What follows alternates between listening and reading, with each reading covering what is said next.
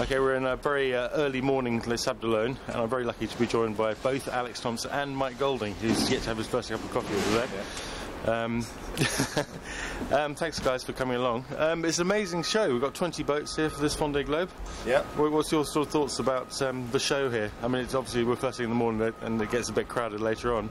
Mike, what's your thinking this time around? It's amazing. I mean, you know, in the current climates, to have 20 boats on the start line of a around the world yacht race is very cool. And as you'll see, they're great boats. So there's a great selection of boats, great selection of teams, a lot of experience. A few new guys coming in, but very good new guys. So it's a good mixture. Yeah. And Alex, what do you think of the whole sort of base here? It's, you know, they've expanded the Port Olona this time, haven't they? Yeah, no, they've expanded the whole site. You know, it's very similar to last time with the addition of a business centre over there, which is hidden in the mist. Yeah. But you know, as like Mike says, you know, we've got 20 boats here. You know, last time it was 30, but the big difference from last time to this time is the level of preparation. You know, last time lots of people, including me, were there with grinders, grinding away, but this time, you know, very few people have got much to do. So the level of preparation, the level has gone up again. Yeah, because you were a bit busy this time 4 years ago, weren't you? Yeah, our home 4 years ago was over in that big shed over there. So we launched 3 days before the start, and I think the rest is history.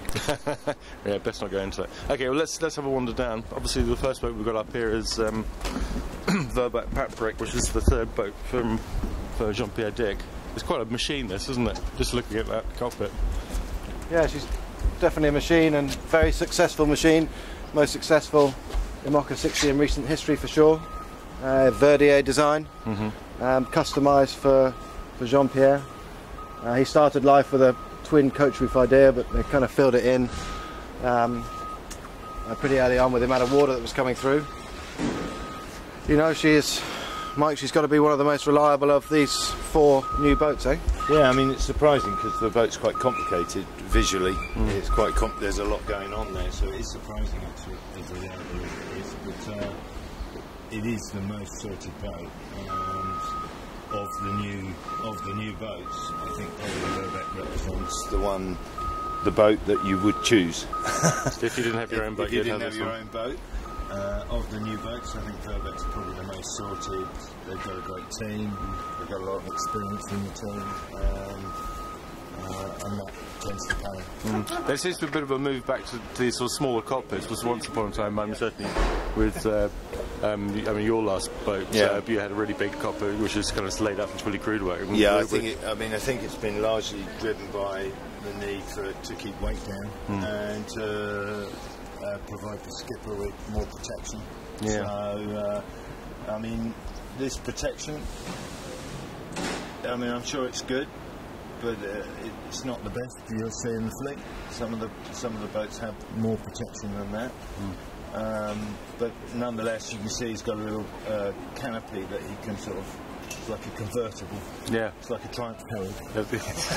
Like my TR6. Which he can swing over, and there's various ones of those around the fleet. So he's trying all the time. All the sailors are trying to gain a little more protection in the sail to be able to keep driving the boat. Yeah, and obviously we're looking at the kick-up rudders here. You're not an advocate of kick-ups, are you, Mike? It's not that. I mean, I like the idea. There's a weight penalty and there's a complexity penalty, and one has to remember with this particular boat. Not this particular boat, but his last boat, that put him out of the Vendee. You know, I mean, I always remember, I always cite back to PRB in the 203 Transat, one of the early boats with kick-up rudders. The kick-up rudder came up at high speed, the boat crash-jibed, he lost the rig, the boat was nearly lost, and he nearly went out of the Vendee as a result of it. Things have got much more refined since then, but a rudder that's not meant to be held down can come up accidentally, and that is a problem. Because you got kick up on yours, haven't you, Alex? Yes, I have got kick up, but you know, I think the main thing with these is, you know, they do come up in theory, they do work if you hit something, but there is a risk. There's a risk. There is a risk, and you know, yeah, we do have them, but to be honest, Mine spend the whole time pointing to the bottom of the seabed, and I never pull them up. Because the other thing with these things, if you get it wrong and you've got the windward rudder up, and somehow the wind goes down, or you end up having to come down urgently, you heel to windward, your working rudder comes out of the water, and we've done that. and of course, classical rudder is the lightest solution. It's just simple as that. If you're looking to pair weight everywhere, then that's an area you can pair weight. Maybe 30 kilos in the very bad pace of the boat. The only other interesting thing with this is the mast. This is the only two-spreader rig in the fleet. They've really pushed the weight to a limit. If you look up, he's only got one runner with deflectors on it. So far, it's proved to be very reliable. But it's an interesting solution. Long top section. It is. Bottom section. I think that definitely the longer the panel width, in theory, possibly the more risk again. The more risk, yeah. Well, that's the group armour thing in the Volvo, isn't it? Shall we wander on to CPRB? So we've got Vincent Rieu's PRB. Vincent Rieu obviously won the Vendee Globe 2 races ago, obviously in a rather different boat. This is pretty much a sister ship to Vendee Globe, a little bit oranger. Actually, she's more of a sister ship to Safran. She is, you're right, yes. She is the same, she's exactly the same hull. Same hull mould, isn't it? Yeah.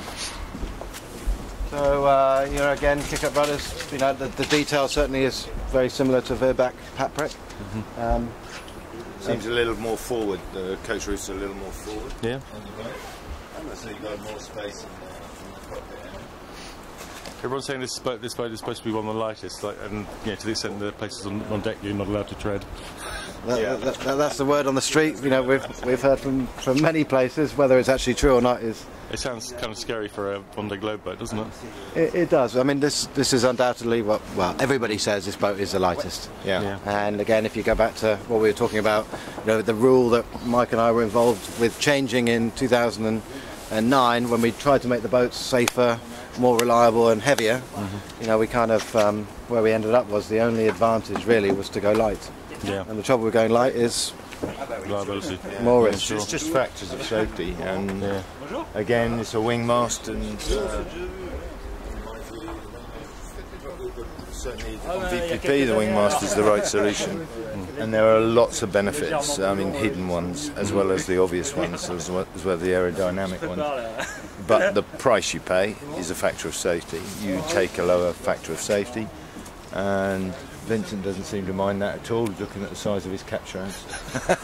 Also, I mean, if we look in the last year, there's 3 masts that have been lost, Yeah. And 2 of them have been wing masts, and yours was a furler failure. It's an accident, yeah. So we no longer like wing masts, basically. It's not that we don't like them. I think that it is the right solution for VPP, and I'm an absolute advocate and have been supporting it for years. But if you want to do the Vendee, and you want to play the factors of safety, and maybe that's not the area to do it. I don't think you need to do it to win the Vendee. The study we did in 2009 showed over the previous 24 months, 19 IMOCA masts had been lost, and out of that 19, 11 were wing masts. Yeah. So it's a slight. It's a fact. It's a statistic, and it's a risk if you go one.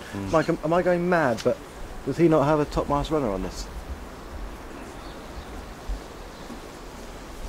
Why would you need one of them? I don't see one. I would imagine he does. Yeah, he's just having a laugh, isn't he? So we've got the big old deck spreaders here. The word at the training at Poulain is that this boat is the fastest downwind, and that's just a consequence of being the lightest. I would imagine so. And we saw that at the Jacques Vabre. At the Jacques Vabre start, the deck's off, looking very floaty on the bow there. Yeah, she is. Yeah. But one thing you've got to say about this campaign is he was the boat captain for Michel Desjouet. He is super serious. He's super focused. He's got a great team. They sit here and prepare and prepare and prepare. And if he can keep his boat together, he's got to be a serious contender. No, for sure. And the deck spreaders, I mean, obviously they look a bit weird, but they give you certain advantages, don't you, in terms of sort of sheeting headsails, and as well as being able to sort of lighten your shrouds. You've had them, haven't you, Mike? Yeah, I mean, they do, but they also block headsails, so they block overlaps. So, but these ones not so bad. I think the deck spreaders that we had originally well, actually very similar to this. This is sort of harking back to that. Yeah, The spreader route actually does go into the masthead, which was the original concept. But they're very much more swept aft than and the mast is further aft nowadays than it was before. Yeah. So the whole thing is further back. So consequently, you are getting bigger overlaps than you would have done. But you can also, in this class, you're allowed to use your outrigger as a sheeting point, and that does give you a lot of options to get outboard leads on things. But we're people like us with conventional rigs. We're allowed to take special outriggers that we can sheet them. Well, it's a jockey pole. We have reaching struts. So which Mike knows all about. Breaking. But I mean, we have 4 positions, so we can outrigger headsails, all our headsails, and we can outrigger janicas, even spinnaker. Even spinnaker can go out on an outrigger. So.